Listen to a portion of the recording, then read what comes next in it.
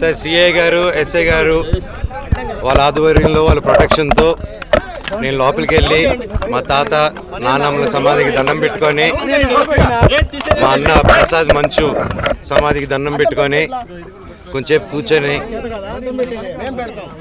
మనసులో ఉండేది మనసులో వాళ్ళని ప్రార్థించుకొని ఇవన్నీ ఎందుకు జరుగుతున్నాయో తెలియట్లేదు. ఆ సాయిబాబా మీద ఒట్టుగా జరగకూడదు. దీనికి ఎందుకని నాకు పరిష్కారం తెలిస్తే బాగుంటుంది అని తెలుసుకుంటాను. తెలుసుకునేంత వరకు ఆగను ఎందుకు ఇదంతా అనేది. అండ్ జస్ట్ ఒక స్టూడెంట్స్ కోసం అండ్ ఇక్కడున్న లోకల్ ప్రజల కోసం ఈ ప్రైవేట్ హాస్టల్స్ మీద జరిగే అన్యాయాలు వీటిని నేను క్వశ్చన్ చేశాను, మెసేజ్ చేశాను. దానికి ఈరోజు నన్ను హైదరాబాద్ ఇంట్లో రానియకుండా ప్రయత్నించడం నా పిల్లలు ఉండగా, అలాగే మా అమ్మగారి బర్త్డే రోజున వచ్చి ఆ చక్కెర పోయడం, మళ్ళీ నేను ఊర్లో ఆలగడ్డకి వెళ్ళిన వెంటనే మా అమ్మని బ్రెయిన్ వాష్ చేసి ఇక్కడ సైన్ పెట్టమని, ఆవిడకి ఏం తెలుస్తుంది, సైన్ టైప్ చేసుకుని సైన్ చేయమంటే చేస్తారు ఆవిడ పాపం.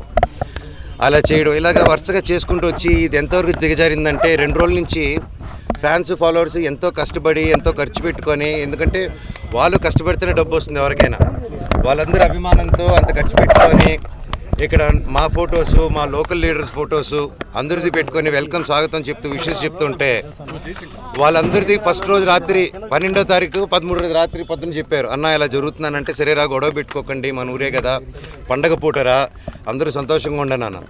మళ్ళీ నెక్స్ట్ రోజు వచ్చి మేము వస్తున్నామని తెలియగానే మళ్ళీ హోర్డింగ్లు వేశారు. మళ్ళీ ఈరోజు పొద్దున ఒక ట్రాక్టర్ పెట్టుకొని నాకు వీడియోలు చూపించారు. షాక్ అయ్యా నేను. ఒక ట్రస్ట్ ట్రాక్టర్ వెళ్తుంది, దాంట్లో 40 మంది వాళ్ళు ఢిల్లీ నుంచో తీసుకొచ్చినారు.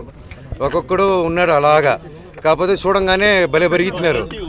ఎందుకు ఢిల్లీ నుంచి అంత బాడీలు వేసుకొచ్చారో నన్ను చూడంగానే ఎందుకు అలా పారిపోయారో అర్థం కాలేదు.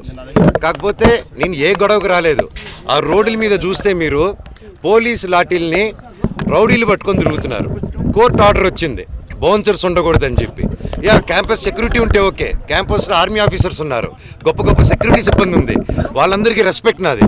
కాకపోతే వీళ్ళెవరో బయట నుంచి రౌడీలు తీసుకొచ్చేసి కేవలం నేను సిఐ గారి మాట, ఎస్ఐ గారి మాట, డిఎస్పీ గారి మాట, పోలీస్ సిబ్బంది మాట వినే నేను ఈరోజు వెనక తిరిగి వెళ్తున్నాను మర్యాదతో.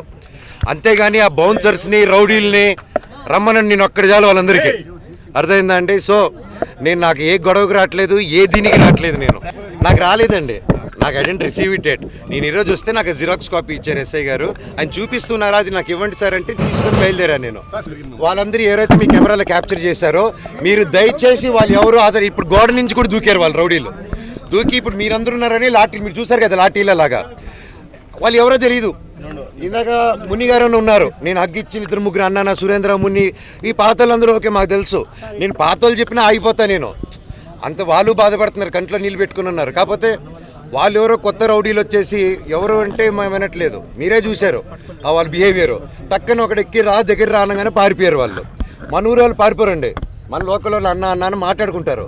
ఈ రౌడీలు తెస్తే రౌడీలు కిరాయికి వచ్చిన వాళ్ళు పారిపోక ఇంట్లో కూర్చొని కూర వండి పెడతారు మనకి. వాళ్ళ వైపు ఎవరు లేరు సార్, ఎంప్లాయీలు తప్ప. ఎంప్లాయీలు కూడా ఫోర్స్ఫుల్గా వస్తున్నారు. అక్కడ ఒకటి చెప్పండి, అభిమానంతో వచ్చిన వాడిని నా చౌగు కోసి ఇక్కడ వదిలేసి వెళ్ళిపోతాను. వాళ్ళ అభిమానులు కాదండి, వాళ్ళు బౌన్సర్స్. వాళ్ళు ఎక్కడి నుంచో నార్త్ నుంచి తెచ్చుకున్నారు. మీరు వెళ్ళి తెలుగులో మాట్లాడండి అతనితో, తెలుస్తుంది మీకు. నేను డిసైడ్ చేసుకుంటా 2 ఫోన్ కాల్స్ చేసుకొని స్టేషన్కి వెళ్ళాలా లేదా డిఎస్పీ గారిని కలవాలా ఒకసారి మేము మాట్లాడుకొని డిసైడ్ చేసుకొని నేను చేస్తామండి. నేను ఇక్కడే ఉంటానండి, 2-3 డేస్ ఉంటాను, ఉండి నేను చూసుకుంటాను.